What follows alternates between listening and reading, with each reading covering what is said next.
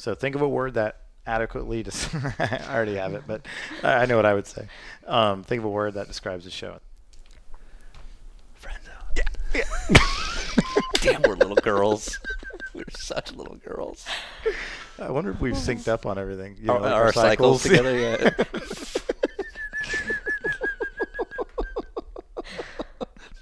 That's sad.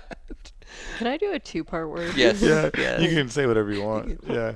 Wonderfully immature. And now for Dinner with Racers, presented by Continental Tire. with your hosts, Ryan Eversley and Sean Heckman. Placeholder radio sound. I'm a driver. I'm very angry. This is the sound of a driver on the radio during a race. What do you think I should order?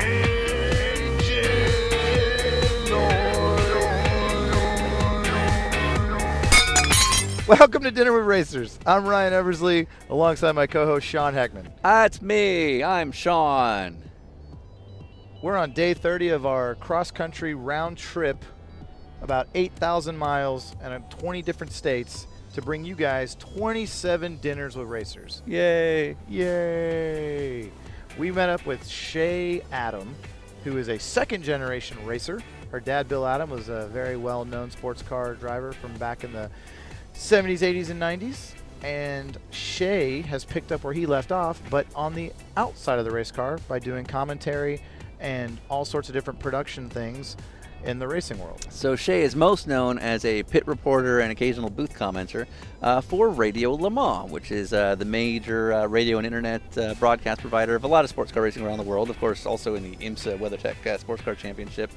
Lovely young lady, and we cover a variety of topics that she's kind of unique to speak on. Everything from the dynamic within the Radio Le Mans community for those who are big fans of what they do.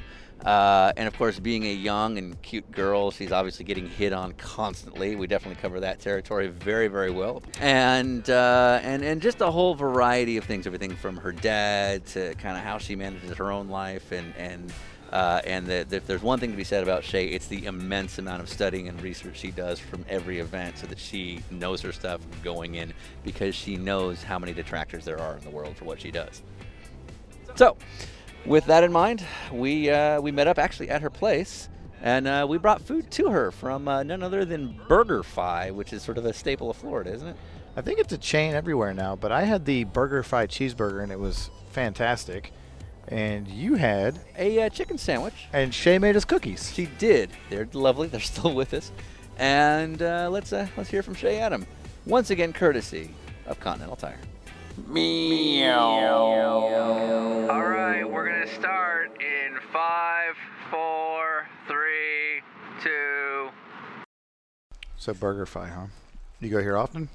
My mom really likes it, so we go about, I don't know, once a week. Oh, cool. I like how they have the bun is like... Yeah. Oh, wow. Yeah, It's so got its own little hinge. Yeah, you stay in there. Yeah. Staying in the game. Oh, and they burn the name on top. Okay. All right. Okay. So that you, when you're drunk and you can't remember what you ordered. Is that a big problem for you?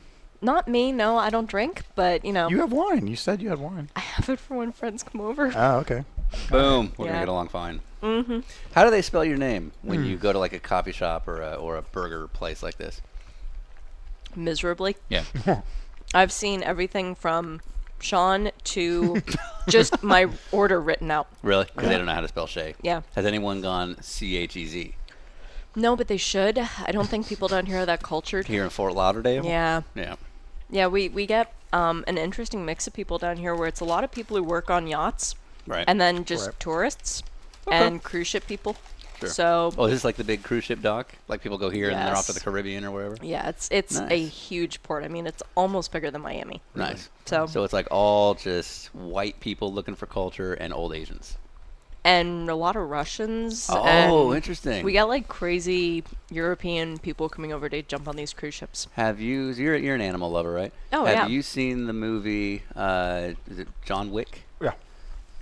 No, John can't say I Wick have. is an amazing movie. One, it's actually really well done because it had no money in it. But it is a movie about Keanu Reeves having an adorable beagle, and the beagle is cute. And then it gets killed. So he decides to kill every Russian in New York. Oh my god. And that's pretty much the movie. But it's awesome because, like, Like, it's one thing, like, oh, he killed my wife, or they killed, my daughter, whatever. But you kill a beagle, Yeah. and motherfucker, I am watching this. I want every Russian to die at that point. So You kill my dog, I kill all of you. exactly, Wow. exactly. Yeah, that's So, a bit extreme. Yeah. But yeah, that's pretty much what we have going on down here. A lot of people revenge murder and stuff like that from It's the well, it's Florida. That's what you do. Yeah. My favorite author in the world is a guy named Tim Dorsey. Okay. And he writes in the same style as another guy, Carl Hyacin, and the two of them used to work for the papers down here, the Tampa Tribune for Dorsey and the Miami Herald for Carl. And the two of them, and I'm not exaggerating when I say this, got all their story ideas from the paper. Yeah, just by From being out. Right, real right. headlines. Well, we had Miami Beach, what was it, last year, 2 years ago? The guy who ate the other guy's face off when he was Yeah. on drugs. Oh, Bath I'm salts. It's like, bath that salts happens. guy. Yeah. Have you done bath salts? No. I'm squeaky clean. Like, I'm terrifyingly clean. How do you get along at a racetrack then? I go to my hotel fairly early. Okay. Well, more I work importantly, out. how do you live in Florida? I think that's Yeah. the bigger question. Yeah, Well, exactly. I grew up in South Miami where it was fairly sheltered. Right. Okay. Like, people are like, oh, you're from Florida. You go to South Beach? I'm like, no. Last time I went to South Beach was 2 years ago with two Germans, actually, who were like, oh, we're here. We want to go to South Beach. I'm like, really? Anyone we know? Yeah, the Farnbachers. Oh, the Farmbach. When they were down and they came on spring break week. You with Dominic and Mario. Yeah. Weird. The Farnbacher That's brothers so weird. came that- on spring break. That they were in spring break And wanted to with go a to girl. South Beach. Yeah. No, they were staying on South Beach, and they called and asked me to come rescue them Really? because You. they were like done Now- at that point. When you look at Dominic, do you hear harps? No, No, I do. He's a beautiful man. he is. Yeah. The hair is fantastic. Not my Absolutely. type. Not my type. Not your type. You don't like the tall, gorgeous, sort of handsome. No, I just don't like Germans. Oh, They steal all our jobs. Yeah. you're No. the anti-Hitler. I'm. then. Thank We you. won, goddamn. Hear that horse? Tune into this podcast where Shea refers to Ryan as the anti-Hitler. Does that mean you're pro Hitler, Shay? All right, just saying. I'm Jewish.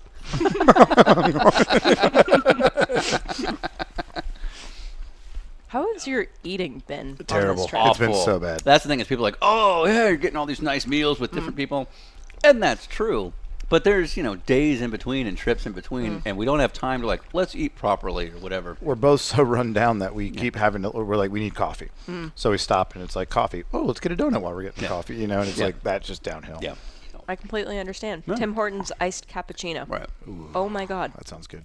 I got one of those. Just careful because your 30s are gonna suck. Well, I got one of those for the first time when I was driving back to our cottage, the family cottage, The which family is in, cottage.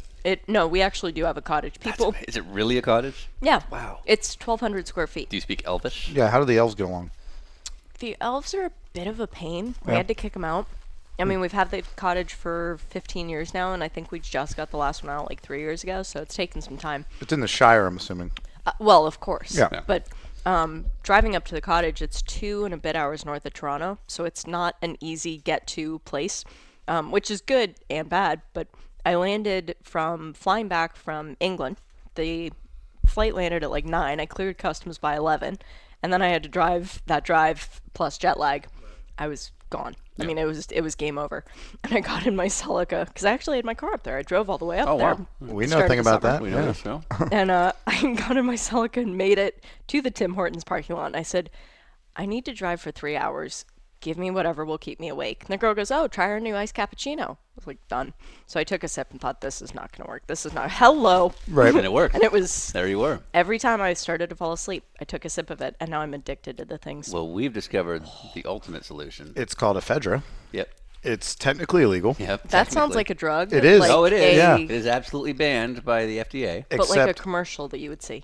Mm-hmm. Side effects Some- of ephedra may include yeah. your arm falling off. right, exactly. Or driving through a school bus, Yeah. not realizing it or something. Or waking up and realizing you're in Chicago and you have no idea how you got there. yeah, from San Francisco. From Monterey. Yeah. Wow. Yeah, so ephedra, which we did our research because we're like, this can't This can't be legal. okay. So we leave Monterey at like 1:30 in the afternoon. We had lunch with Jill Campbell, who's the track president at Laguna. Awesome. And you know, we're kind of looking at our schedule. We're like, we really need to be there. Like, we got to hustle. Plus, when we get there, we need to actually hunker down and do like work outside of the podcast. And Sean has a bunch of stuff going on. I'm working on next year's stuff for outside of World Challenge. And it's like we need to kind of get there and get sorted Just have out. a day to work. Yeah, exactly. So we hustle straight through. But at about midnight, I'm down to 0 on the mileage on like how much fuel's left. And we're in the middle of nowhere. Like, so I go to the lady at the thing, and I've got like a Starbucks like frozen can, like the big tall boy can, you know, and I think I had a Red Bull, and then I had they had the 5 Hour Energy, and I was like, do these things work? Because I'd had them before and I didn't notice anything. I'm like, are these any good? And she goes, don't try that one. She goes, you go get that one, and she points at like the Rhino Rush on the shelf. And it's like, we're like, what's that? You know, we like have to look and go get it. So we bring it up, and it's like, okay, we'll try one of these. And we take it, and I drink the thing, and I drove until like, you know, 8 a.m. the next morning, just like hammered down, like, woo, like life is good. Sean's waking up like every 40 hour I wake up like, you good? And he's like singing like, yeah, I'm awesome. I'm like, all right.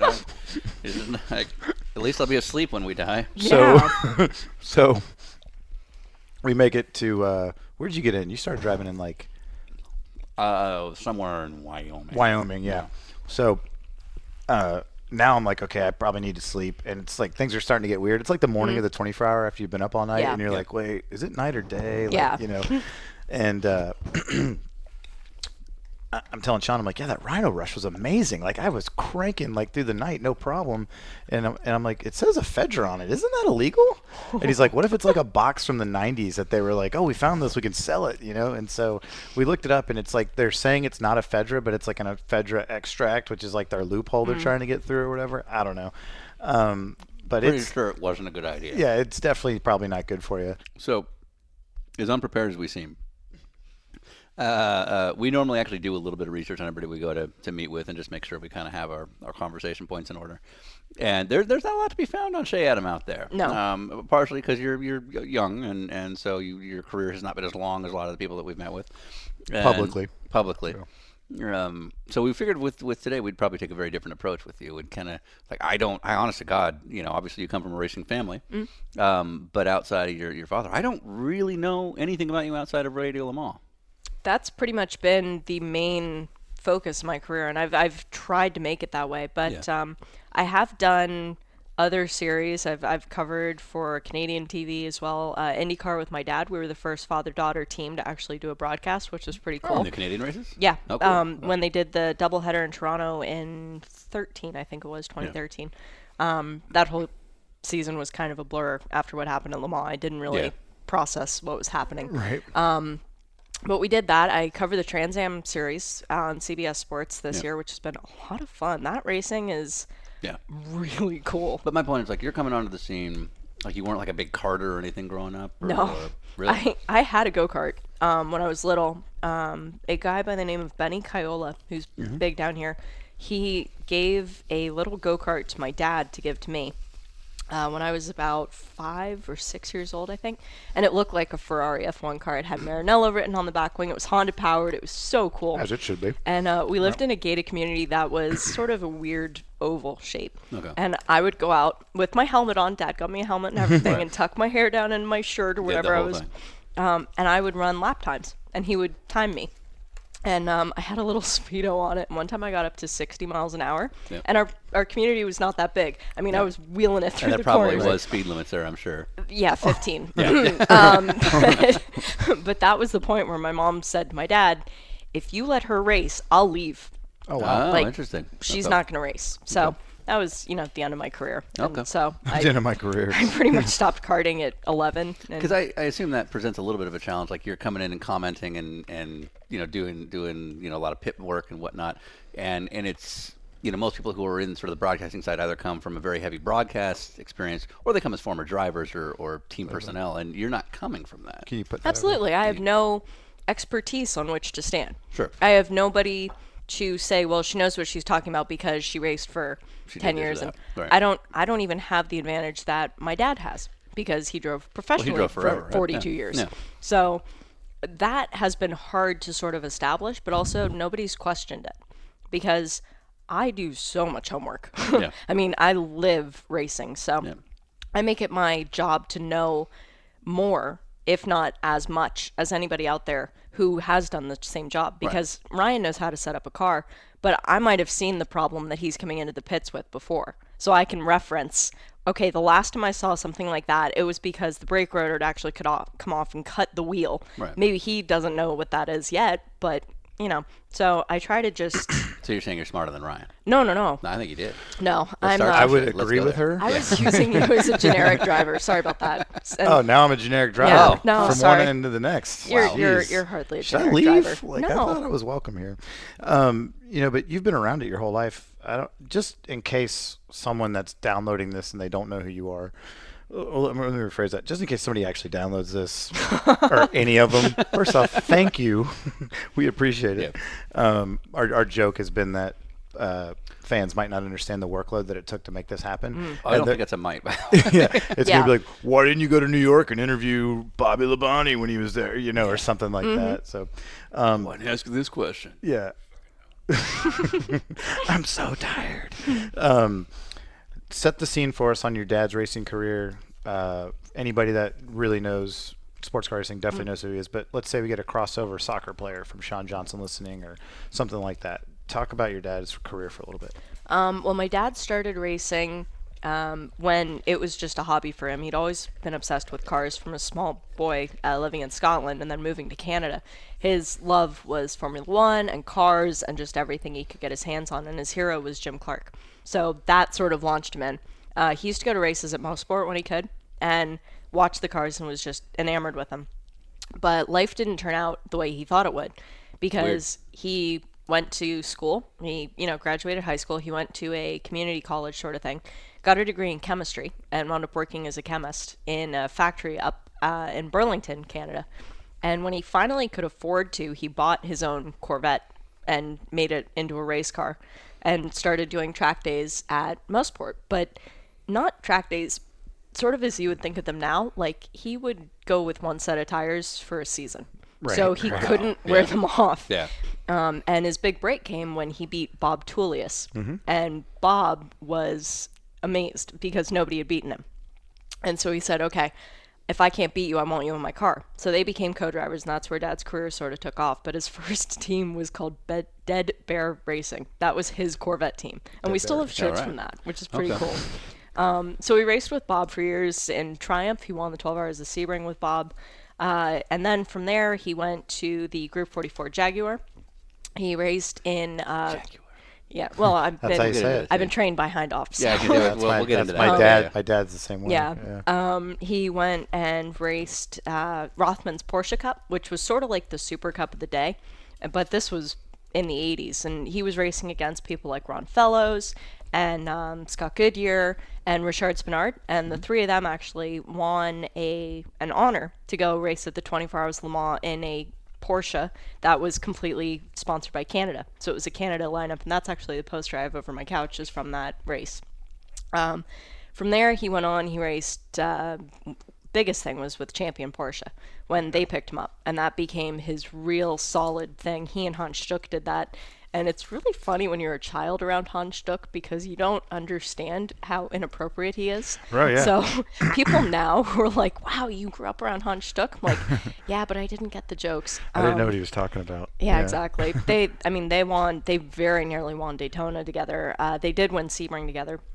But in those cars, Dad had a really bad crash at Daytona one year where somebody came up and actually hit him in the rear quarter panel, and he flipped over, end over end 4.5 times. And then the next year he had what until last year was the only red flag in the 12 Hours of Sebring history, was a crash for him when he hit a bridge.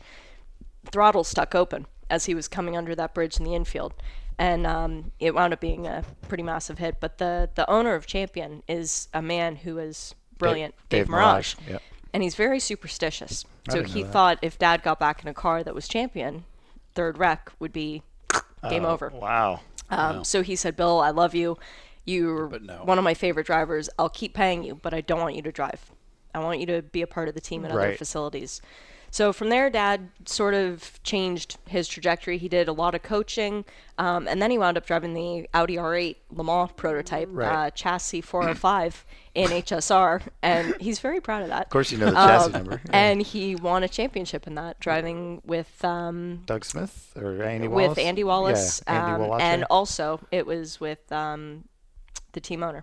Yeah. So between that, but I really, and I don't know how to say this nicely, I really didn't care about racing when I was little. Like, I would watch it on TV, and my first word was car. So it's always been there.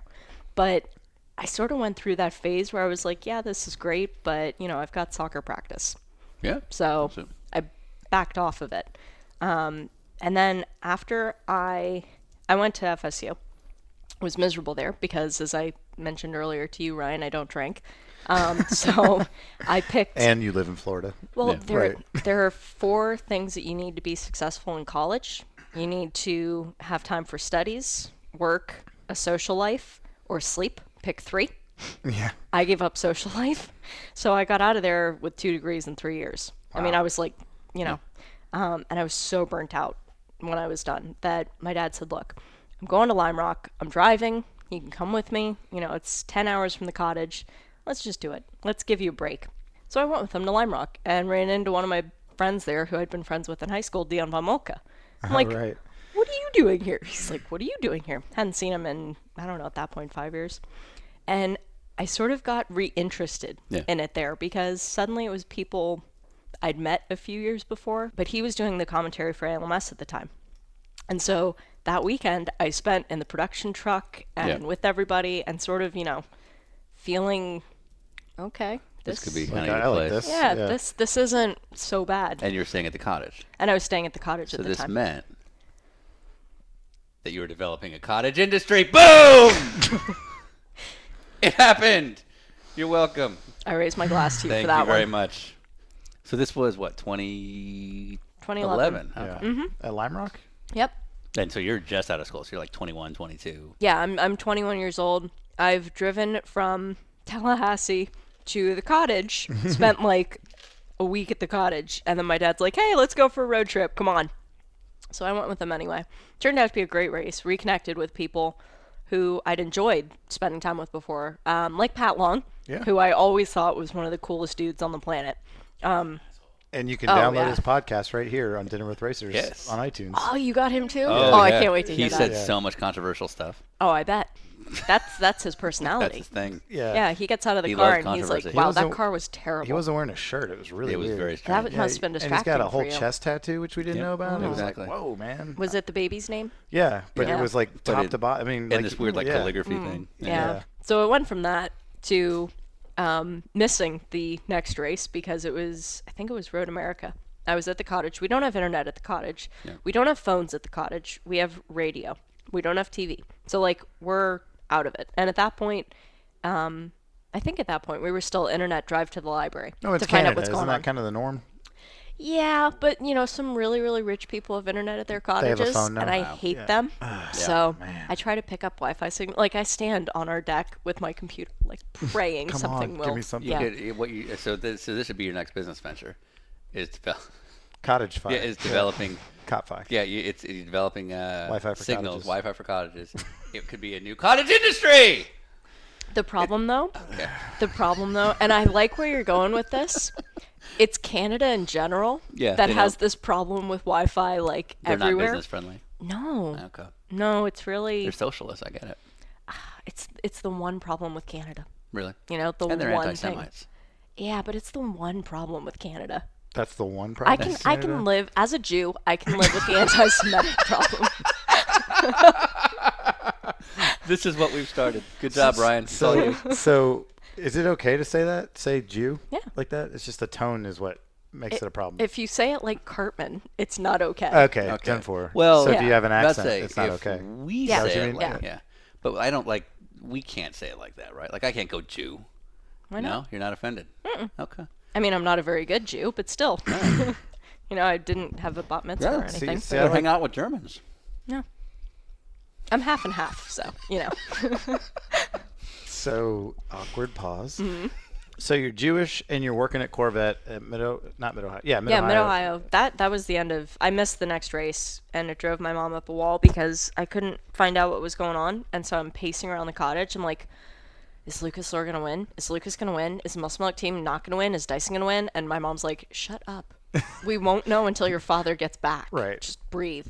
So it was kind of at that point that I realized I couldn't not know. It was time to move to America. So yeah, after that, it was like, okay, I need to come back to the world and get a job because I've graduated from college Yeah, now. you're like a real adult now. So I got a job delivering press cars, which now I receive, which is really nice. Doing what? Press Delivering cars, effectively. Cars for journalists, for media. Right. For my entire life, for the last 18 years, every week we get a different car delivered for my dad to test drive. Okay. Write a story on it. Don't Sure. say nice things about it. If you don't like it, don't say anything about it. Right. Just give us your feedback, sort of thing. And I was picked up working for the company that delivers it because they've been family friends for such a long time, and I thought I could really make an impact. Well, I did make an impact. I started their social media, which is now like a big thing that they still pride themselves on. Right. But it was ridiculous hours. I mean, I was working 60 hours a week, 6 days a week. And I said to them, I want to work 5 days a week because there were people who worked 7. Yeah. And it was every Monday was deliveries to Orlando and Miami, depending on what we needed to do. Tuesday was Tampa. Wednesday was Miami. Thursday was Jacksonville. And Friday was wherever else we missed. So I was racking up somewhere in the neighborhood of 2,500 to 3,000 miles a week, and I was mostly on local deliveries. So driving a lot of cool cars, like 8 different cars a day. Sure. But I had nothing. Right. Like I was leaving at 6 in the morning and getting home at 8 o'clock at night some And days. driving around is just tiring when you're doing it all day. Well, and then you have to clean the cars and make them perfect because there are some journalists, Right, and you know, I would say the name even with bleeping it, but this guy is such an asshole that he called to complain because I missed one of the wheels. Shea Adam just said, This guy deserves it. "We won. We won, Sean. This Sean, don't edit this out." and it wasn't even the whole wheel. Oh, was it's just like a that one much. part. It was a grease mark. These are journalist cars, and every journalist thinks he's a race car driver, and so I assume these cars are just abused to Yeah, pretty much. Yeah. No, wheels are always dented. I mean, it's ridiculous how much people and they don't tell you. When the season started to come up again, and I couldn't go to Daytona because I had to work, and I was delivering cars to people for Daytona, but I couldn't go. That's when something switched in my brain, and I wrote an email to Dad's boss because Dad wasn't going to be a part of the series anymore. They'd said we're going to 2 announcers only. Yeah. I wrote an email to his boss, or whoever I thought was his boss, which was a producer of ALMS, Jim Roller. And I wrote him this email begging for a job. I mean, like, it's pathetic if you read this email. And he pretty much wrote me back and said, I actually have one opening. It's a graphics font coordinator. Okay. I can teach you. It's what Ann does, or did, his late wife, now, but he said she can help you. We'll try this. Come to Sebring. We're not going to pay you because you're not going to work. You're going to learn how this goes. Yeah. So I sat in the truck for the whole 12-hour race and learned how this went. But I went to the track. I brought him cookies. I'm like, thank you so much, Mr. Roller.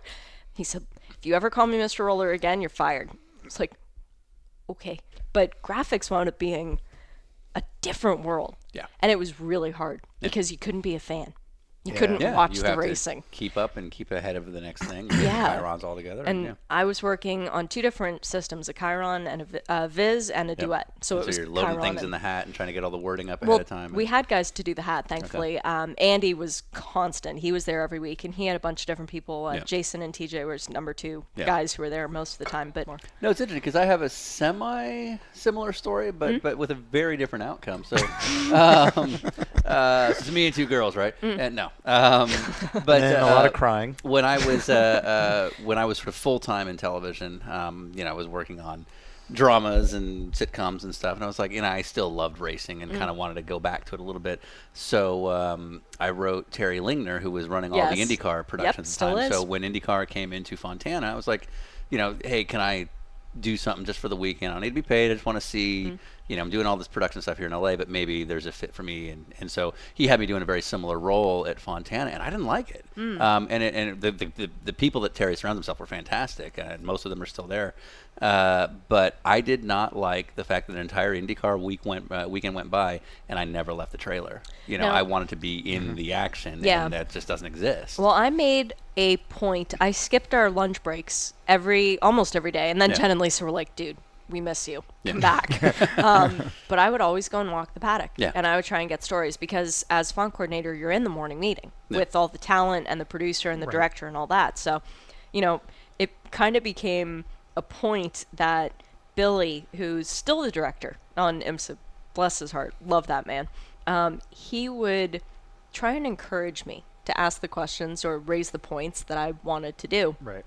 Even though I'm just the font coordinator, I'm supposed Yeah. to be sitting there taking notes, People are supposed to be bringing me graphics. I'm not supposed to be coming up with this stuff, and I Yeah. am. Right. But he got to the point where in the morning meetings, Bo Barfield knew my name. At that point in time, I'd never been on air. I wasn't doing Radio Le Mans stuff. Yeah, you're doing fonts. That came in the January before I'd started any of this. And John and Eve came to our John house. Heindaw and John Eve Hewitt, Heindaw the and Eve producer Hewitt. slash Yep. wife. They no, she runs the business. She is I have the no doubt. business. Yeah, She's the boss. Yeah. She's the boss. Yeah. They came to our house after the 24 Hours of Daytona, the 50th anniversary, and I remember that because they brought me a hat, and I still have that hat. So you didn't go? No, I was working. I wasn't allowed to go. Yeah. And they got to our apartment, or townhome, I should say. It's not actually an apartment. This is an apartment. I yell at my mom all the time for doing that. They got there, and they hadn't been there 10 minutes before they had sat down on the couch and said, "Have you ever thought about pit reporting?" No, but that makes sense. Yeah. I'm like, okay, we want to fly you to Le Mans and drop you in the deep end. We want to see if it's nature or nurture. Yeah. And if you swim, great. If you don't, hey, you can still help us out. So they said, right, we're going to fly you to Le Mans. We're going to do this. I didn't believe it. I thought, Yeah, great. sure you are. Yeah. And then the plane ticket arrived in May. Right. I was like, Okay, this is happening. Yeah, it's happening. Yeah. okay. This is And 2012. this is 2012. My first ever moment on air, first interview, we're at scrutineering in the Place de la République. All these people are around, and I'm looking around just amazed. And all of a sudden, John goes, "And there's Shea Adam with Dindo Capello," and hands me the recording device, like, going. Yeah. I'm like, okay, what am I going to ask him? My brain just went into... And you got to Right. go. I mean, you're And you on. gotta Figure it go. out. The only thing I could think about was, is Dindo gonna retire? Is this his last Le Mans? Right. Because nobody had gotten the answer. And so I asked Dindo if this was possibly his last Le Mans. What would it mean to win? And I could hear John and Jim in the background, and it's one of the things. They both went, no, they got that. Oh my God, her career's over before it's even started. Right. And they still say that they both thought it was That game was it. over. Yeah. And Dindo goes, he laughs and he said, "Well, you said possibly?" And I said, "Possibly." Yeah. And he ran with it and he said, "Well, I'm comfortable with thinking that this is my last Le Mans." And they both went, All right. Like, We can okay. keep her. Right. Yeah. but it was one of those things where, as a fan, it was the question I wanted answered. Yeah. And it was the, as a journalist, question that everyone was too afraid to ask. Sure. So that was sort of the moment that got things going. On your first day. Yeah. It's and, like, and somebody who I had quite literally watched growing up my whole life. Right. And that I still have absolute, like, I'm getting goosebumps. I still have fangirl moments. The fact that Alan McNish and Dario Franchitti know my name. That terrifies me. you actually do have goosebumps. yeah. That's amazing. Well, because they've been heroes of mine for such a long time that, Right. like, Alan in particular, he comes up to me now and gives me a kiss on each cheek. Does he have to It's like stand on something? Yeah, but, I bend down. So, there. yeah. But, I mean, ask me anything you guys want. I have nothing to hide, and I'm all for, live radio. We don't edit. but this is a real question on that sense. Is that you are still a fangirl? You don't come as a driver. Do you think some people don't take you seriously? I've yet to meet somebody like that. Right. Which has been very nice because there are people in the industry who you can tell maybe feel more entitled to their position than you are. Sure. Not naming any names or anything. Different. They're, well, not even like there are people who there are people who feel like they should be there because they are better than you, and Clint. they all the way. Yeah. That guy. Oh yeah, no. We're going to be Connor. bleeping his name out. So obviously you guys are the main name in the sport of radio for sports car racing. I mean, it's Radio Le Mans you're talking about. What's that? Radio No, Le he Mans means you're talking me. about. I mean, just Shea. He means Just me. Shea. Shea Yeah. is the new face of sports car racing. I'm the new face of Radio. radio. Well, You're the fair new enough. face Thank of you for sports that. car radio. I think sports car racing could benefit from you being the face of it, to be honest. You have a very I gave you big credit for this last year watching some of the WEC stuff that you were doing. The most important thing or impressive thing to me is that you know how to pronounce all their names correctly.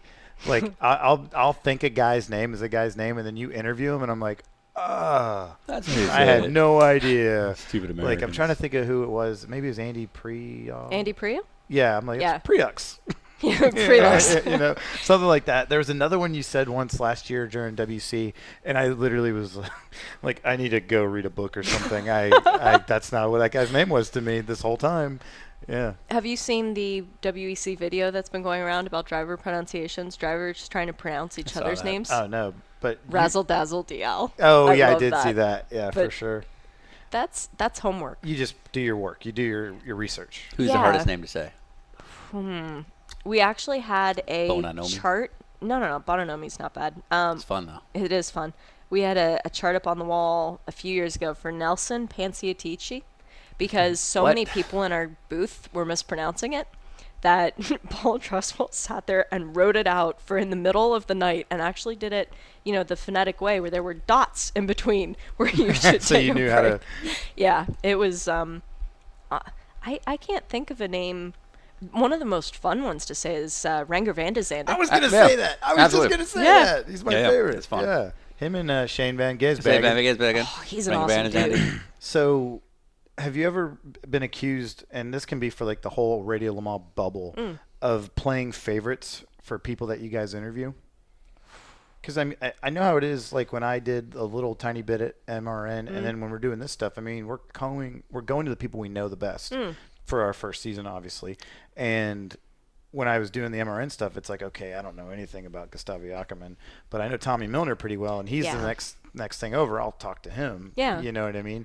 But then at the same time, I know how passionate our fans can be, and why aren't you talking to my guy? Oh, go sure. interview that. Do you guys ever get that kind of grief? Or I get more of that, and honestly, this is in the Trans Am paddock. I get more of people saying like, "Why don't you come over and interview me?" And Oh, it's like, me. Well, not a or, fan. or Yeah, my yeah. driver, or Right, I get a right. lot of people saying that, but Well, this is I'm- Trans Am where there's a lot of funded drivers who are they're sort of yeah, there for and I think vanity. that's part of it.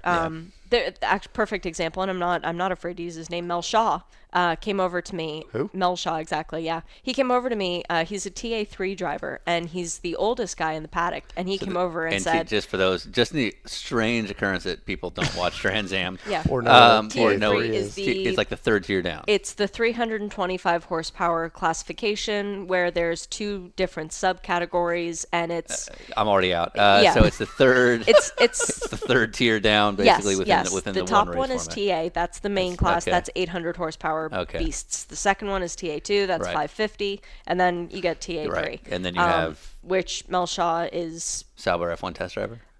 pretty much. Yeah. Okay. No, he does. I mean, bless his heart, he keeps going out every weekend. He keeps trying. But he tends to run more toward the back. But fair to him, he is the oldest guy on the grid, and he came up to me at one race and said, "Hey, you should really interview me. I'm the oldest guy in this paddock." And in my mind, I'm thinking, okay, I've got a 43-minute cut-down show effectively. I can interview you, but it's not going to make it Right. because my producers want this person, this person, this Yeah. person. So it's not really fair to you to do an interview and you expect it to be in there when it's never going to make it. Right. I'm the biggest critic of myself for not being fair with interviewing people. People don't come up to me and say like, "Hey, you really should interview Oz more." Right. You've only interviewed him 7 times this year or whatever. But anyway, so you're gonna gravitate towards people that you're more familiar with, like Dion. Yeah. I do a lot of work with Paul Miller, and you're always Yeah. there talking to Yeah. Dion. But you guys have known each other for a long time. I've known him half my life, Yeah. which is scary. Which is like 10 years. you got 10 years. Thanks. Yeah. No, I am legal to drink. No, I go towards him a lot, like you when I saw you in the Mostport pit. Yeah. And I was like, score! I have Ryan to talk to. There are people that you inevitably wind up talking to over and over again because they win over and over. Robin and Andrew, perfect examples this year. You can't keep away from them because they keep winning. Yeah. And I love talking to them too, not to detract from them at all. My biggest goal every year is to try and talk to somebody from at least every team, which I make out a list and I actually cross people off after I've interviewed them. I really don't want to interview people multiple times on the same weekend because I feel like I'm not being fair. Right. But also, you really shouldn't dictate where you go. You should let the race tell Story you. come to you, yeah. So, if I come in the pits, and I listen back to everything I do. That's a huge thing, and I take notes on it. Have you ever had a driver be rude to you?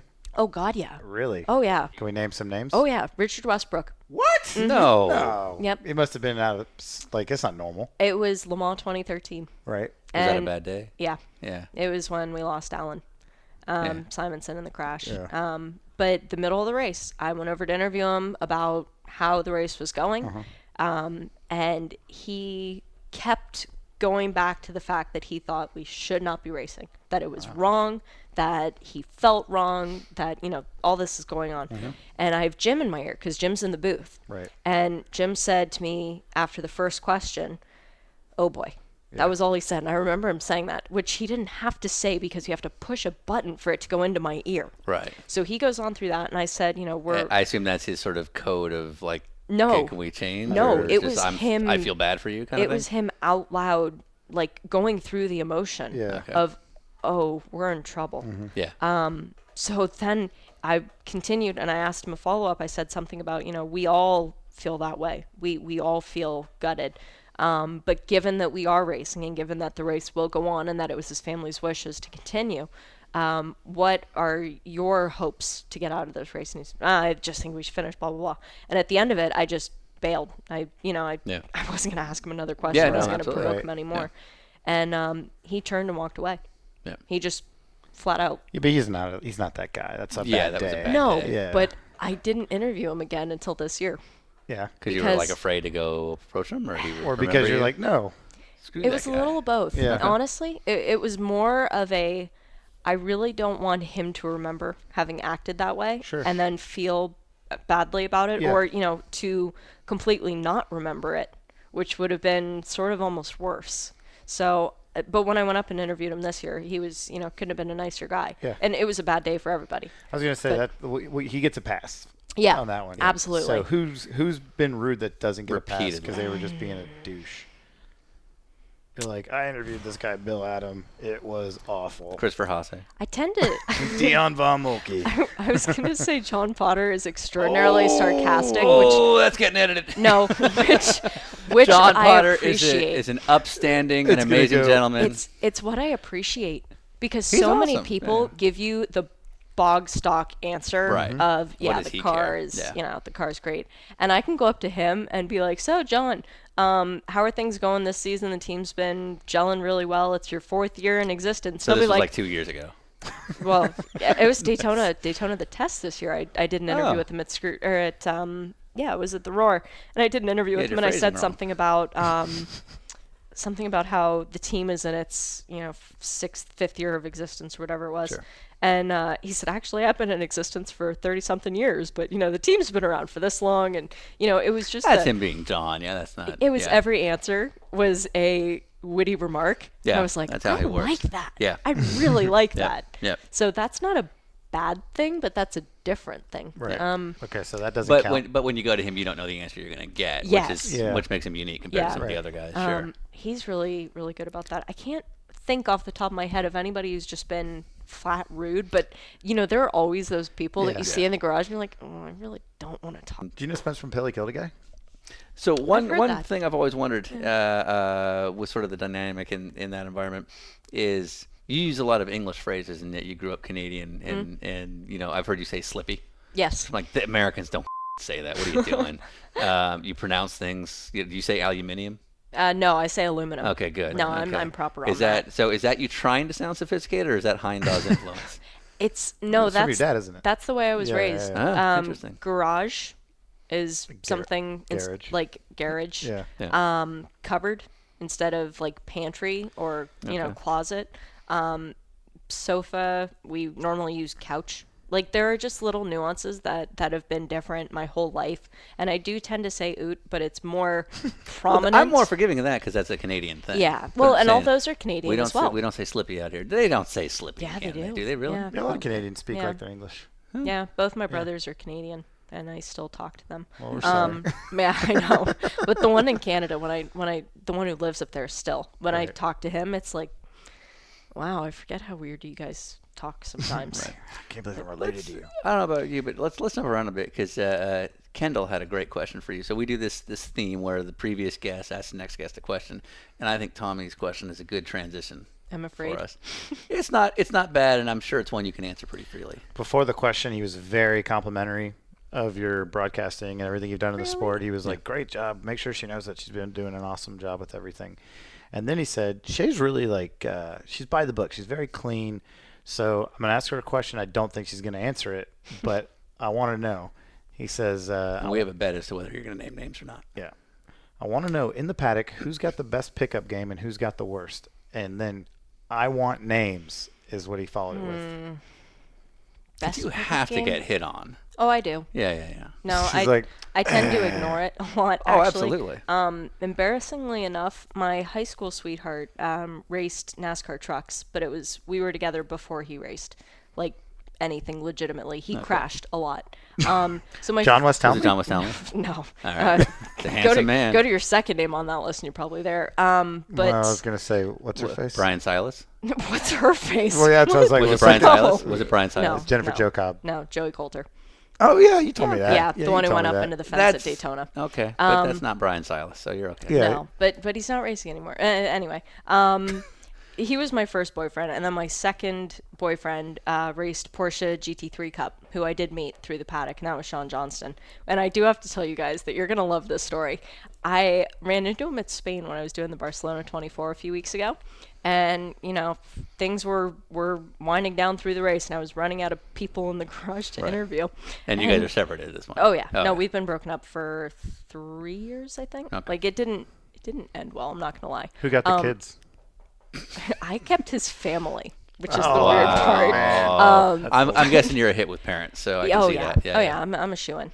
You need a good cover, like And humble. Okay, well, yeah. well, okay. His mom and my mom are best friends, and they've never even met.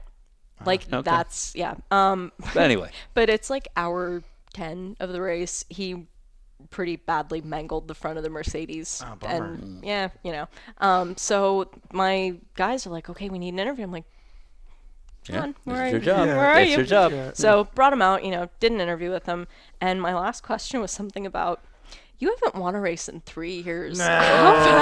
Oh, there it is. How badly do you want to win this race? Well, they did go on to win it, so it wound up being Right. okay. But it was it was that moment of John in my ear, and I don't even remember what he said, but it was He's like, "Atta girl.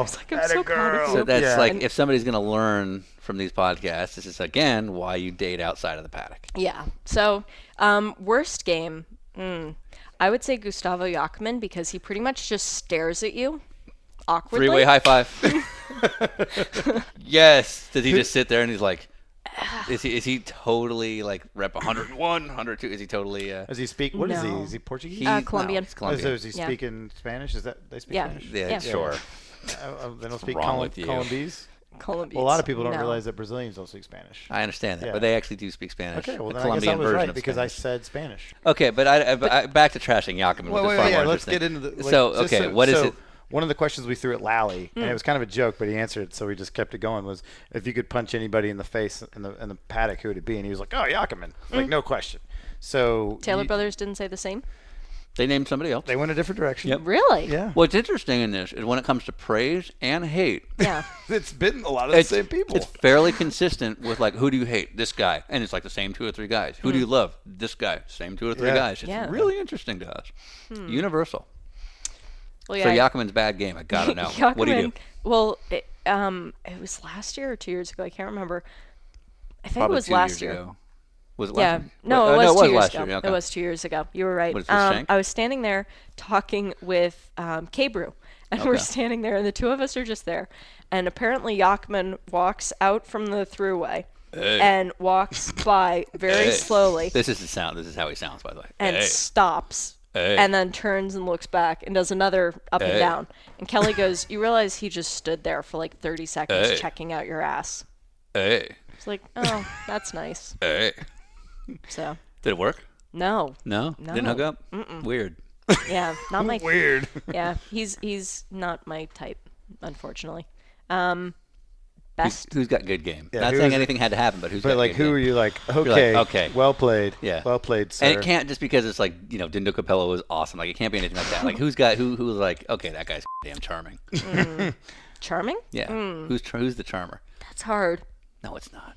Farnbacher used to be Yeah. dumb. How did I know? Yeah, Dumb. Becky's weird. a beautiful man. Yeah. Okay, so that was also a common theme. Yep. Yeah. Dominic Farnbacher is a beautiful man. Yeah, Tommy Kendall gets lost in his eyes too. Yeah. Yep. Kuno. Well, they were teammates. Yeah. They Yeah. shared, Many a team things. and That's seats. many things. and then Kuno. gets awkward. That's just too much handsomeness.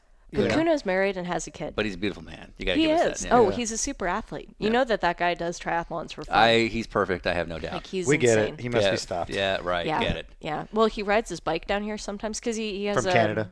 Yeah, from Canada for the weekend. Yeah, he's like, oh, hey guys, well, gonna go back. Well, he is actually quite a bit north from where we are right now, like maybe 10 miles. So Really? Yeah. Yeah. I could do that. and- Sean could do that. Oh yeah. Well, I did that yesterday. Oh, you ever try? We're like best friends.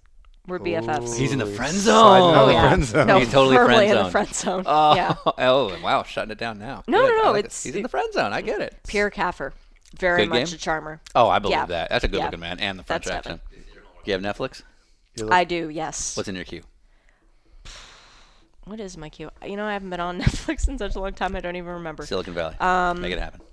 Is that? That's not even. No, That's it's HBO. HBO. Go. Yeah. I do have HBO Okay. too, so I can do that. Make it happen. Yeah, I've been rewatching Modern Family. That's what That's I've an been, excellent that's show. what I've been Perfect doing. TV show. I Yeah, love that show. This is, as we were talking earlier, like, it's what people don't realize is for a show to be successful. You look at that, like, it's an easy formula. Everything has to be perfect, Yeah, and that's what that show Well, is. Every yeah. element of that show is perfect. that show Lost for I the love- early I love seasons Lost. at least. Yeah, so back when I knew I was working with Damon Lindelof, the creator over at Crojo. No. Yeah, he lives in my phone. I can give you his phone. He number. lives in my phone. Yeah. So Wow. Damon, yeah, he's J.J. Abrams' right hand man. Yep. Okay, so Oh no, I know. I used to watch the Lost podcast. Oh, and listen really? to him. Oh, Oh yeah, yeah. Damon's No, I my was boy. I was a serious Lost. I can show you some emails. He's an awesome dude. He's married and very happy, but he had some game when he was younger. He had a lot of game. Just leave it at that. Good to know. Good dude. So, Tommy Kendall's question. Oh, we haven't even gotten to that. We Oh, have. okay. But let's Yeah. just to recap. Tommy Kendall's. So Tommy Kendall's question. I want to know in the paddock who's got best pickup game and who's got the worst, and I want names. And so, it's worst would be Yakaman. Worst would be, yeah, Yachman would be there for, but not even saying anything. Does that even count? Just like just he's staring like, he at you thinks frequently. he thinks Hey. he's got it. Yeah. And that Hey. you're gonna fall on him. Yeah, Hey. pretty Okay. much. Hey. That one, yeah. Hey. Honestly, and not from trying with me, but from what I've heard from other sources Sure. in general, the whole Okay. paddock, I There's would like say, four. just from lack of trying in general. Right. Do you ever like buck up at him to see if he'll like flinch? No, You don't just like you're No. not like the kid in the lunchroom that like knocks the tray out of someone's hand. no. I was You don't the- do that at I Marion's. was the You're not kid like who "Dude, had the what's lunch up?" tray. Yeah. knocked But out now of my you can hands. beat up guys in your Well, I crew know there. I could, Yeah, but so- just because you have the power doesn't mean you should use it. That's what the dark side of the force is there for, you know. Oh. Now, have you seen Star Wars? They use the power for bad all the Oh, I time. know. Yeah, they like They blow did up okay. planets. I Yeah, know, they did but- okay for themselves. Yeah. But I'm They built a whole empire. I'm Luke before they before he struck goes back. to the dark side. You know? Yeah, but he would use the Force. Yeah, the good side.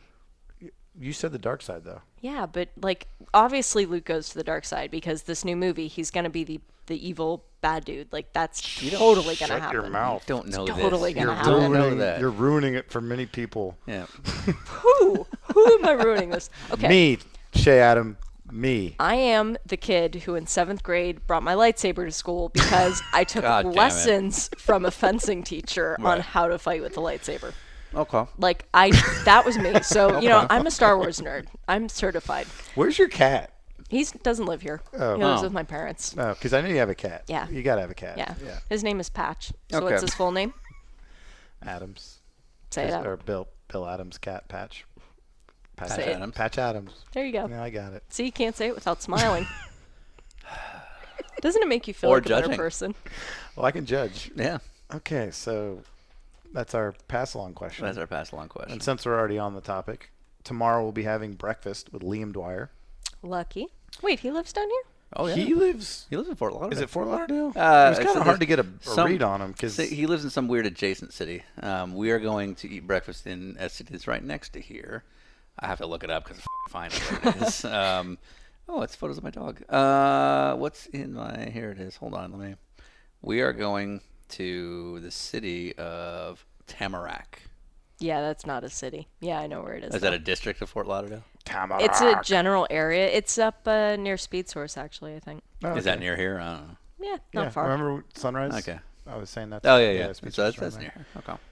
Okay. Yeah. We've got a Hampton Inn waiting for us in Tamarack, Florida. So You excited. guys could have stayed here. On the air mattress. Dibs. One of you had the air mattress, one of you had my bed. I'm going to go stay with my mom. Whoa! Oh. That's really sweet of you. I'm going back there anyway. So Just- okay, so pass along question. Liam Dwyer races Mazdas in the Continental Tire Series in the ST class, and has been blown up twice, and has an awesome sense of humor about his entire everything he does. Love the guy to pieces, literally. Anything you can think to ask him. What made him want to stay in racing once he had experienced his first loss? Because that's always hard for people. When they What come do you mean into your first racing. loss? Well, when they come into racing and they think, they go through the driving school and they think, I'm the best ever. Oh, I I see. win at driving school. And then they come into a real racing environment And realize how tough and it they is. don't win. Okay. Yeah. Because I know a lot of people who go through series where they dominate. Right. And then they get into a series where there's actual competition. Yeah. And it just shatters them. Yeah. So what was that driver that made you keep going? Okay. Does Shea have any haters? Do I? Yeah. Oh, I'm sure. But But you don't know. You don't get like tweet hates, forum Oh, hates. yeah. Oh. Yeah, of course. I like how she Yeah, said that of like with a course. smile. Like, of course. Yeah. No, when people... What's the funniest thing somebody said to you? You feel don't bad. belong in a pit lane. Of course. In a fire suit. All women should have to wear what the flag girls Oh, they went the wear. girl route. Oh, Oh, so yeah, so it yeah. was somebody Oh, that was that's not completely necessary. a moron. Well, Nice. yeah. Most of the criticism I get isn't from people questioning my knowledge. It's questioning whether I should be there because I'm a woman. And Really? In yeah. 2015? Oh yeah, there are people still living in the Stone Age. But that's when I say that's fine. Swap me out if you can find somebody else who knows what I know or works as hard as I do. We're working on a new theme. May I suggest a reply next time? Yeah. Now, you'll have to hijack what I'm going to do, which is kill yourself. Just reply, kill yourself. I think we start a thing that'll become Shea universally Adam accepted. just- And then somebody because does. one and we all person- get sued. Nah, whatever. Sean does, because he just said it's his idea. It's my Yeah, idea. we have it on Right. record. Okay, Perfect. that's fine. Off the Right. hook. I don't give a shit. If you are We got that, this, You Ryan. can't take nothing. if know? you are that stupid to think that has to be said, then I'm almost fine with Sean's advice. Yeah. Because you're just slowing down the evolution. Yeah, what are you here. doing? You're just ruining Well, everything. Actually- You're the problem. Speaking of wearing fire suits and pit lane reporting, I have a very serious question. So Daytona this year, why were you wearing a Brickyard 400 suit? I still have that in my closet, actually. Huh? I was so confused.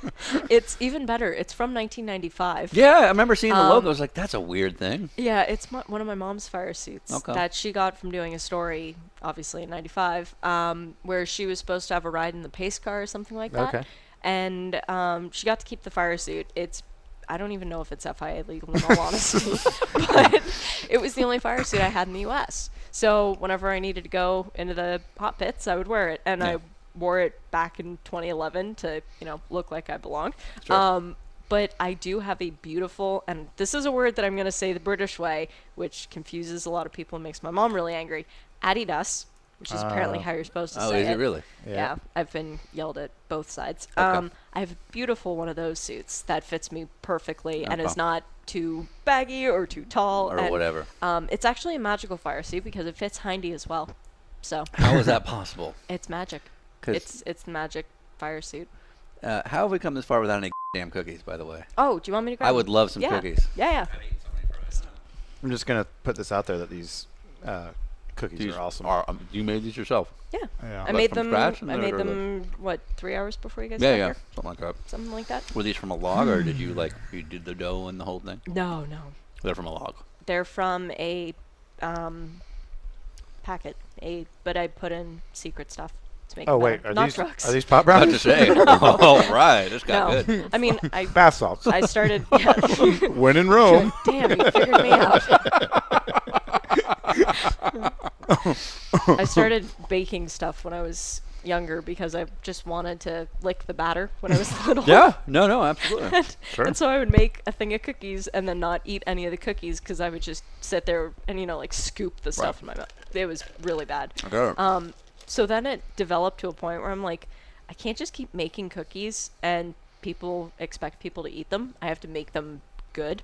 So I started experimenting with like different ingredients, different spices I could throw in and stuff like that. And I finally figured out the perfect like extract to throw in and this and this and this. So after years of perfecting it, I've made the perfect cookies. So even though they're pretty good. technically from, the bag that you buy at any grocery store, they're not because they're slightly changed and perfected. Rapid fire. Okay. Best smelling driver. Ooh. I'm really bad at this rapid fire. Yeah, this is just fire now. Okay, the Farmbacher's use some product in their hair to make it stand up really high, and it smells really good. Yeah. Okay, well, my It's next called question is- God's pixie dust. Right. My next question was best hair. Farmbacher Brothers. Worst smelling. Oh God, Scott Tucker. Really? His breath. Ooh. Does it smell of crime? No, blood and roses. Once again, She didn't there it hesitate is. there. That was I immediately. love this woman. If you were Asian, Worst language on air when you're interviewing. Ooh. I don't think I know I've had one person who's dropped a swear word, but I can't think about who it is. It's me, probably. No, I think it was Jenna Losi. Oh, But- yeah. makes sense. Yeah. Yeah, I'm surprised it was only one. But I really can't. People tend to behave around me. Right. Really? Yeah, it's pretty nice. Do people, because you come off as very kind of squeaky clean, and it seems like you actually are. Yeah. Does that? Do you think that encourages people to be so much worse around you?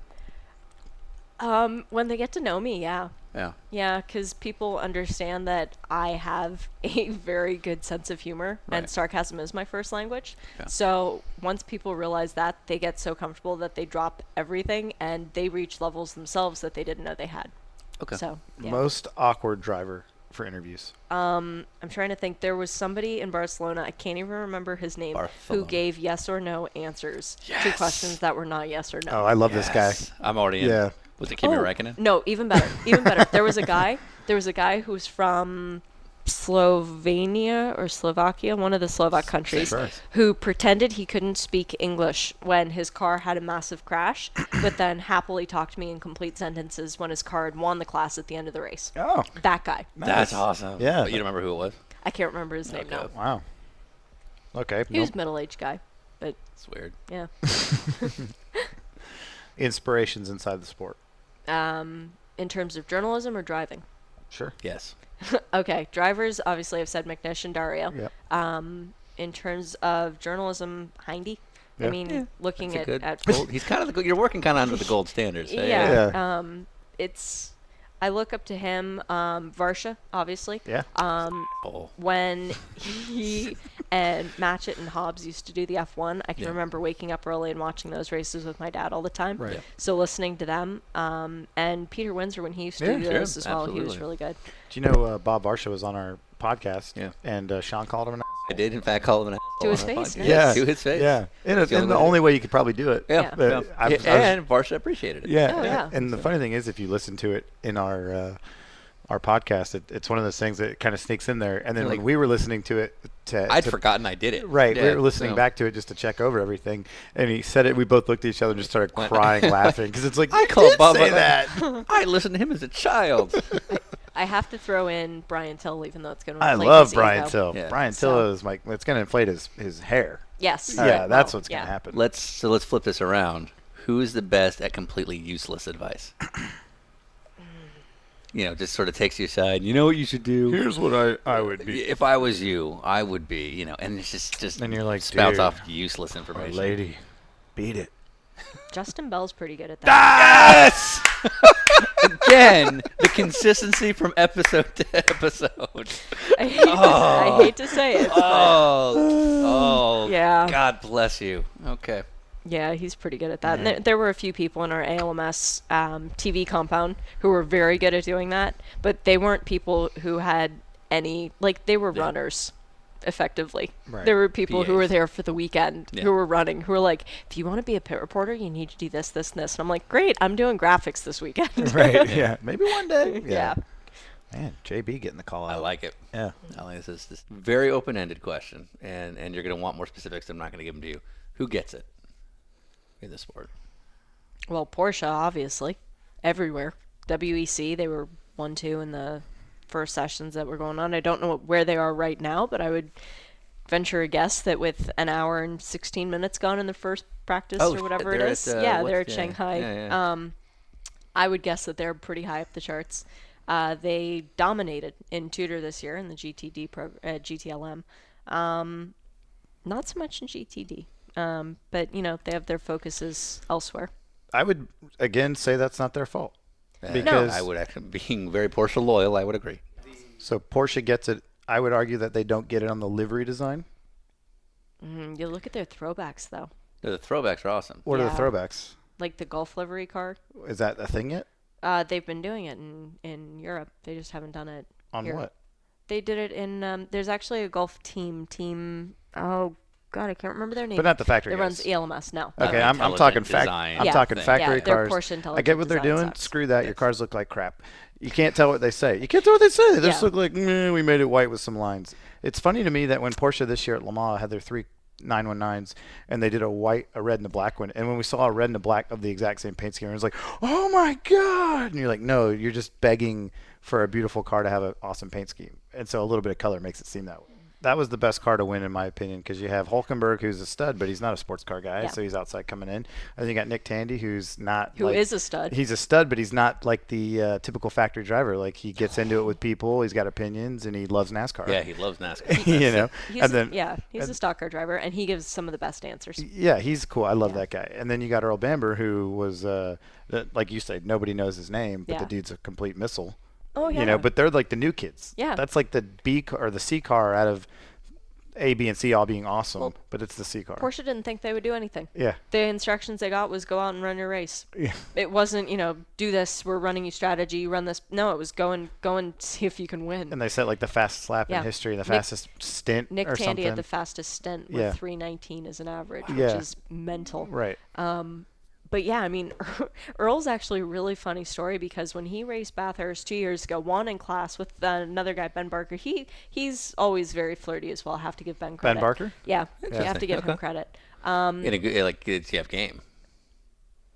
Yeah. Is it that's because a he has, yeah. it's because he has an accent, right? No, he's like 7 feet tall. Oh, is that Oh. is that what you're looking He's for? like way. Yeah, he's way. That works, huh? All right. But they were driving together, and Pat Long was in the race for the first time. And Earl was out on track with Pat at the same time fighting for the lead. Right. And he passed Pat Long on pace. Like they had the same tires, they had the same everything. And Earl gets out of the car and pulls his helmet off. And I thought he'd like done something wrong because he was just grinning from ear to ear. I'm like, the heck? Like that was under his helmet the whole time? And I go over to him, I'm like, can I chat with you for a minute? He goes, yeah. I just passed Patrick Long. It's like, wow, fangirl moment. I like you. Yeah. So it's getting late. One of the last things I wanted to know is because you interview so many people in the paddock and you know a lot of the personalities and everything, season one for us was like, let's go get named people that are known because not only is it going to be good interviews, but you guys are going to help us promote this because you're going to promote yourselves. So that's why it makes sense to have you, makes sense to have Tommy Kendall, people that have a following. Next year, my personal goal is to get the drivers and mechanics and engineers that aren't as well known because we know they're going to have the stories. So give me 2 people off the top of your head that you're like, you got to talk to this person or this person. Can I say Marion? Yeah. Yeah. I No, think that's an Marion's excellent I think Marion and Sandra as a joint Yeah, thing for sure. is worth your Do time. you think they would give us the scoop? Yes. Oh, yeah. Because Marion has so many stories, and so many people just don't listen to her. Yeah. And it's really a shame. That's definitely happening. I actually like 100%. fully agree with that. For those listening, if you're not familiar, Marion and her daughter Sandra run one of the longest standing catering companies in the sports car racing world, and they go all over the place doing it. And they you'll, do a in great fact, job. in several of our podcasts, you'll hear people refer to going to Marion's. Yeah. That's sort of just a general expression to say you're going to go eat. Yeah, exactly. and right. it's good food. It's good not food. track food. It's Yeah, food. exactly. There's a reason it exists. Yeah. So okay, we got Marion's, and then one more person. Anybody you can think of. In terms of story value, for a driver, I would say Nick Tandy I want Nick Tandy anyway because I love the guy. Yeah. or Yeah. Earl. Earl Bamber. Yeah. We're gonna get Tandy Well, for so my personal we're man going to crush. get our UK side of the trip. My man Yeah. crush will be Tandy. I think he's a lot of people. Like, he's kind of a man crush for me, too. I think he's a handsome man. Back Yeah. off. Oh, he Sean. is. So He's we'll, mine. we'll compete. Back We'll see off. which one you want to hang Shouldn't out you with be me. going after like Takuma Hoping Sato? He likes Asians. I love Asians. Nick Tandy, I don't remember what it was, but like when all the ranking stuff was going on, he sent me like a direct message on Twitter, and he's like, "What's going on?" And I kind of gave him a quick, and he's like, "That's bullshit." I'm like, I don't even know this guy, and he's just always been really cool with me, so I've always kind of cheered for him. But he got into it with somebody, I think it was Oberlin. Well, that's weird. Oh, he's had a big. Yeah. Yeah, And that's I nuts. used to be a devout Oberlin fan. I still do respect him. He's a guy that I've always looked up to for my career. But the way they both handled the situation, I was like, yeah, I like Tandy on this one. And the way Tandy handled it, it was not like whiny. It was just like, going for it. And Oberlin kind of went into this like just whiny mode. And I was like, no, dude, like I looked up to you. Like, just go punch him. You know what I mean? Just go punch him. We'll be like, yeah, Oberlin gets it.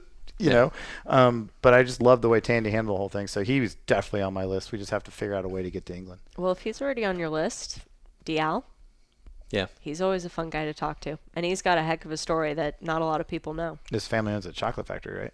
His family owns a bakery in a small town in Scotland that my dad's from. Oh, no that way. like 6 people live in. There's a Scottish theme with you. Yeah. It's interesting. All Yeah. right. It's family history. Okay. Last thing I'm going to point out for my side of the podcast is that I'm sitting in front of 2 Minions Yep. Yep. that are, I think those are like to scale. They, Like that's actual size, right? It's- yeah, but it's they, the same they pretty guy. much are. It's, well, no, actually, one of them's Dave and one of them's Stuart. If you ask my Are they nephews, really? they 'Cause are. They both look like Stewarts. Yeah, no, they're Dave and Stuart. The one without the tag is Stuart, and the one with the tag is Dave. They are for when my nephews, who live not too far away from here, come to spend the night, and they wanted something to be able to hug. Not the 11-year-old. He was fine sleeping without. like, "I you don't know, need a minion." Yeah, I don't need a minion. But the 5-year-old, when they come over to spend the night, they want something to hug while they sleep, and they don't want the minions to live at their house because they're worried about them coming to life in the middle of the night. I would So too. they want them to attack me. Yeah. That's amazing. Yeah. Okay. That one is actually kind of eyeballing me. He's had his eye on you all Yeah, night, Ryan. I don't like that. Yeah. All right. But there's only one, and this is a semi-normal question that I'm sure you've gotten before, but you're a little biased because you grew up in a racing family, but you're 24? 25. 25. Yep. Thank you for that. When you hit your 30s, you just don't care anymore. So you're 25. And if there's a big, not just sports car, which is kind of your thing, but motorsports in general, there's a huge criticism that we're not doing anything to bring in young folks. I don't want some giant vague, here's this and that and the other thing we should do. If there's just one little thing that we could start doing now that's attainable, what can we do to get the 25-year-olds back? Well, I was going to go even younger. You tie the little kids to chairs and tape open their eyes and turn on racing and make them pay attention. That's what I was doing all day earlier today. You start with torture, the basic, no. The basics. Yeah.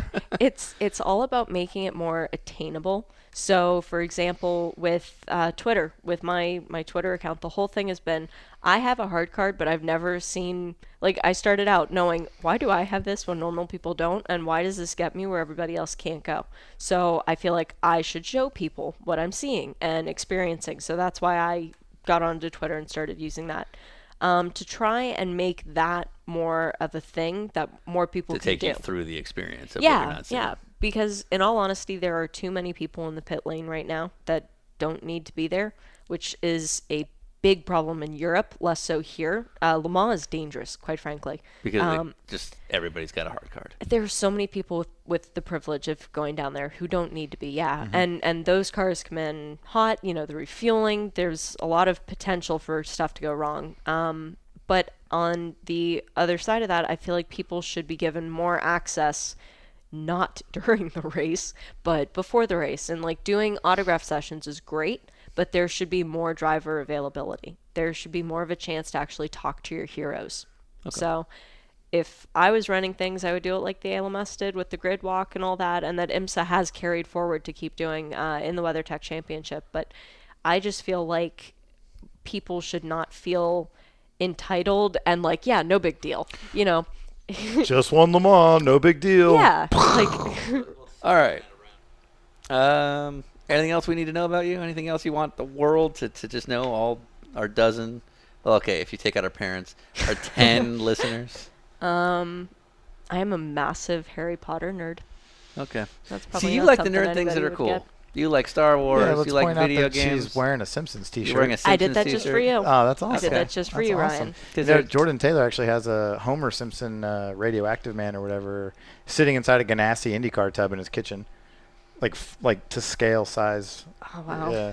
That's too bad. I might have to marry him now. Yeah. Oh, you and There's- Jordan would work. Yeah, there's worse guys to What do you marry in think? the world. You and Jordan Taylor, we're setting up a little love connection here. Does on, it start here? Yeah, Dinner he with lives in Racers? Florida. I'm up for that. All right. So we're in a weird era where nerds are acceptable to only certain nerd things. So if a guy likes Star Wars, he's in. If he likes Harry Potter, he's in. Game of Thrones. I haven't seen Game of Thrones yet, but I've been told I should. Okay. But if he likes Game of Thrones, you're okay. Yeah, I have no reason to dislike it. You What did- if he's a fan of Civil War history? I'm a massive fan of Civil War history. My degrees are in creative writing and history. Okay. So I studied Civil War and World War II was my specificity. Okay. But that was for its impact on Florida. So, yeah, I am that kind of weirdo. Love connection with Sean and Ryan. That's our This season. just got six. awkward. We have many spin-offs. Okay, that we've so come up if- with. Let's run a couple spin-offs by Shea. If Yeah, there's going to be I- a love connection between you two, you're not staying here. That's a just gross saying. idea. For No, the no, world. it's like our show, but you're right. We should Okay. change the title. Yeah. So, how do you feel about, and you don't have to be on it, but as a concept, sleepover with racers? Slumber party with racers. I like sleepover better. Okay. No one says slumber anymore. Yeah. Like, would you watch like Bill Riley in pajamas and a sleeping bag talking to us like this? Absolutely. See, In a heartbeat. but it has to be video, right? Oh, totally. Yeah, budget's quadrupling. but- Yeah, it can't be audio for that. No, No, it that would has just to be be. creepy. Yeah. And you need lights too. You need the budget for lights Yep. because if you did that, like black and, Yep, and lights. green, that no, would it's be gotta freaky. be thing. Prevo. If you had to decide between cooking from Jeff Brown, Bill Riley, or Jordan Taylor, who do you think would be the winner? Jordan. I think she really likes Jordan. Yeah. I'm He knows poor Ricky. Tony. Ricky has a big green egg, Yes. and Ricky has Emily. I thought so- Jordan inherited that green egg, or is that Ricky's? There's two. Oh, there's two green Yeah, eggs. yeah, they both Okay. have them. There's, Yeah. yeah, we ate from the green egg just Oh, yesterday. Wow. That was yesterday. That's, Right? This has been the whole thing. Yeah, Like all the this time, was we're like, this was like six- this time yesterday. We were sitting across from them. yeah. Aren't you six- jealous? Oh, so jealous. Oh, 6 weeks man, ago he's when we happy. sat down with the Taylor brothers, or an hour ago, I can't remember. I will say that I think it's funny. We didn't really come to this conclusion yet, but Bill Riley and Jeff Brown both cooked or like served the exact same meal. Identical meal. It's like steak, a vegetable, and apple pie with vanilla ice cream. Like, brilliant minds. yeah, yeah. So I think we should go ahead and announce the winner on that. And I'm going to go with it's a category win. So I'm going to say that Bill won the entree, but Diane and Jeff won dessert. I like it. Yeah. I like it. You know, they're going to get their trophy. They'll get there. You know, it's we pro-am should sports. present this. It's pro-am sports car I think racing. it's the Roar. Everybody's getting something. If knock on wood, if we see Ryan Eversley at the Roar, I think we got to present all three with their own little participants Ooh, trophies. yeah. Well, Shea, we really appreciate you giving us the time. You're going to be back with Radio Le Mans next year, Forever. forever. Yeah, as Yeah. long as they'll keep you. Yeah. Yeah. As long as I keep getting plane tickets. Are you going to take over? Is that your I think goal? that's the plan. Is it like kick Oh. Clint out of the collective and then move into Yeah, the. how do you move up? Do you have to cut off the head of the other guy with a sword? It's a sworn secret. Because I would watch that with Declan. I can't divulge the sworn secrets, but I am the responsible adult in training. Oh, And Eve keeps saying okay. she's going to leave me the boys, to which I keep saying, no, please don't. please No, don't. I'm good. I mean, Eve makes that show happen, I have to assume. Yes. She's behind the scenes. John making it all. does a lot of the technicals, but Eve does, okay. is the brains behind She the keeps it operation. together, Yep. sure. Yeah. She really does a lot more than anyone gives her credit for. How- And this is a woman who used to be the director of the Royal Albert Hall. Oh wow. Oh, really? Yeah. Oh, okay. I didn't know that. She left that to To do head this? up Radio Le Mans. Yeah. Poor More thing. power to her. She loves Hindy. How drunk is Hindy all the time? Oh, completely wasted. I've never seen him sober. I just picture him like because he stands for so long, Mm-hmm. and I just picture him like, even though I know he's not doing it, like with like a scotch, and he's just like, Just like oh, we got another old Ferrari school. off the gravel trap. You hear like the ice clinging around. He's just- like, oh, that wasn't good. Sports You cars, know? Ron Burgundy. Yeah, that's how I picture. In my head, he's always got like a cocktail, and he's just like in a robe. They're just watching the race. Like that's our video. Yeah. Yeah, that's our interview with him. Yeah, he's just got a drink in hand the whole He time. like they were like, oh, thanks for coming. He's in a robe, underwear, and a drink. Sitting there with stogies. Thank God that's not true. Well, it is in my heart. I have recorded Midweek Motorsport in my nice fuzzy pajamas before, though, because it's cold in England, even Yeah. in June. Yeah, I believe it. So I put on fuzzy PJs. So you can have that mental image if that's any better for you. Is it a onesie? No, I wish. The footies? My mom won't let me buy one. So, as a Star Wars fan, this is the last thing I'm going to say to you. Target has I know. these. Okay, so you've seen the onesie zip ups. Yeah. I have the Stormtrooper and Chewbacca. I don't have Darth Vader yet because it's kind of cheesy. Do you have the R2D2? I didn't see an R2D2. They've got an R2D2 at our Target Well, right I guess here. we have a big day tomorrow. Yeah. Yeah. But you realize fire suits are giant onesies. Oh yeah, effectively. absolutely. I So- mean, that's why. In fact, this year Acura's it didn't have pockets, and I was like, no, put my hands. So like, anytime you're standing around, you're just like, okay, I stand like radio. this now. Yeah. awkwardly hugging yourself. Yeah, exactly. All right. I think Continental's got the check.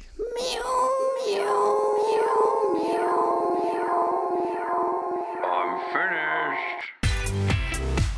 The lovely Shea Adam, super funny, and I gotta say, for being as sort of squeaky clean as she is, she can roll with the humor, and that's a big plus. So, all right, we're gonna send this one out with another song by Citizen Cope, who have been nice enough to let us kind of promote some of their songs. All of this is available on iTunes. Here's a song called Southern Nights. Enjoy.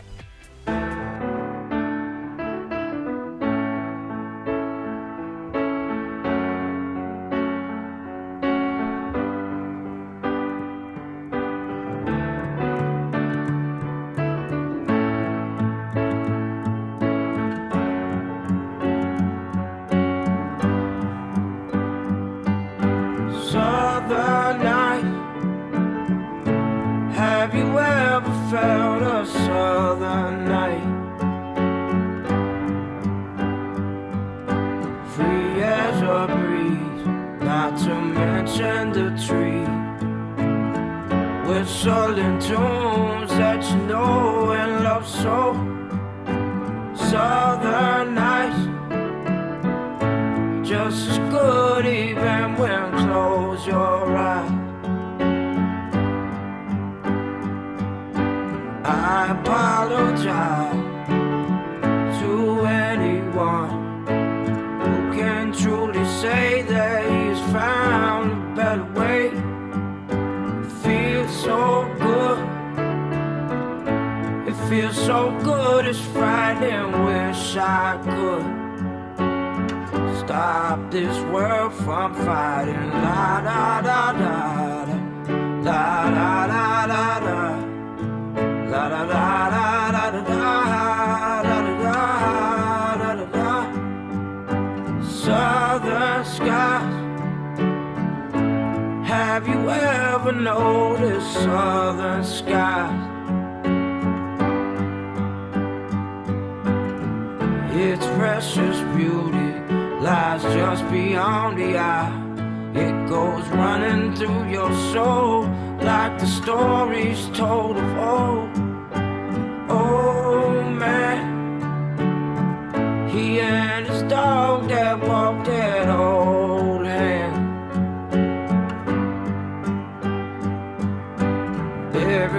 would touch his cold hand as he slowly walked by. Weeping willows, they would cry for joy. Joy.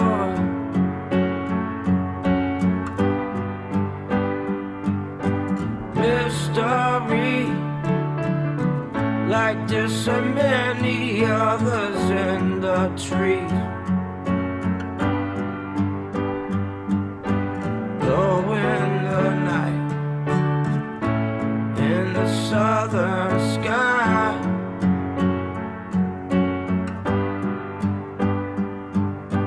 Southern night feels so good, it's frightening. Wish I could stop this world from fighting.